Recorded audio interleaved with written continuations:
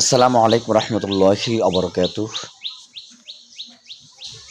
অনেক মানুষ আছে তাদের মেধাশক্তি কম, স্মৃতিশক্তি কম বা জেহান শক্তি কম।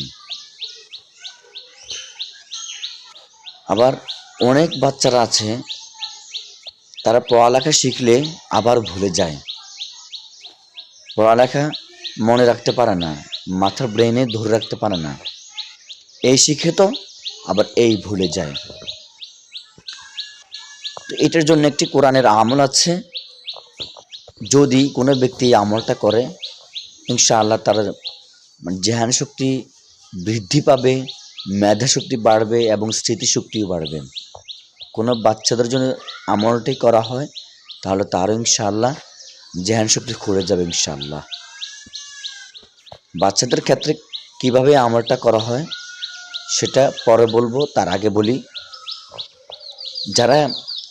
যারা আছি আমাদের মতো বা যারা আমাদের থেকে একটু বয়স বেশি, মধ্যবর্তী বয়স বেশি যারা, তারা কীভাবে আমলটা করবেন।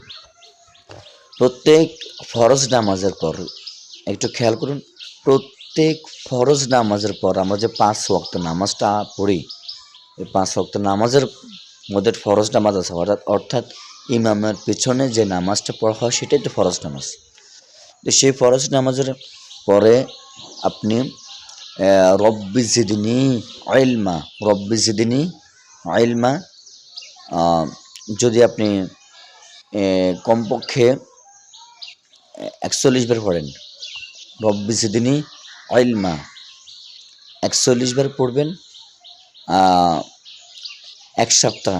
এক সপ্তাহ থেকে শুরু করে 21 দিন পর্যন্ত আপনি এই আমলটা করবেন।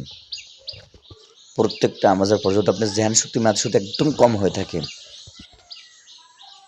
ইনশাআল্লাহ আপনার ধ্যান শক্তি মেধা শক্তি বৃদ্ধি পাবে। পাশাপাশি আরেকটি আয়াত আছে, ফাল্লাহু খায়রুন হাফিজাও ওয়া হুয়া আরহামুর রাহিমিন।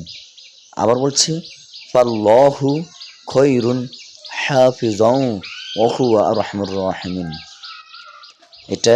এটা বেশি বেশি করে পড়তে পারেন। এই আমলগুলো করলে আপনার ধ্যান শক্তি বাড়বে, মেধা শক্তি স্মৃতিশক্তি বাড়বে।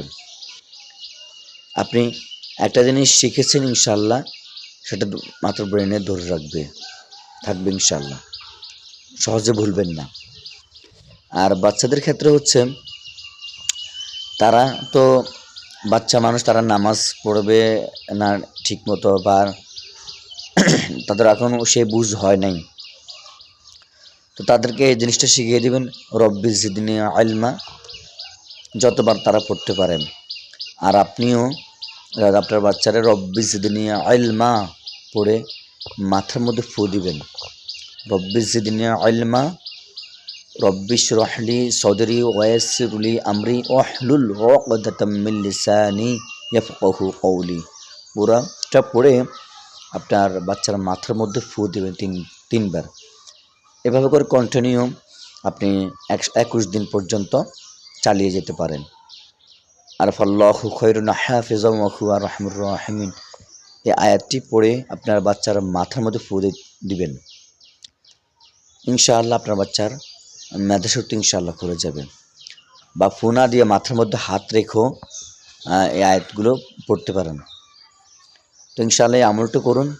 এই আমলটার ফজিলত অনেক ভালো এবং অনেক ভালো ফল দেয়। তো ভালো লাগলে অবশ্যই লাইক কমেন্ট করবেন, শেয়ার করবেন। আল্লাহ হাফেজ।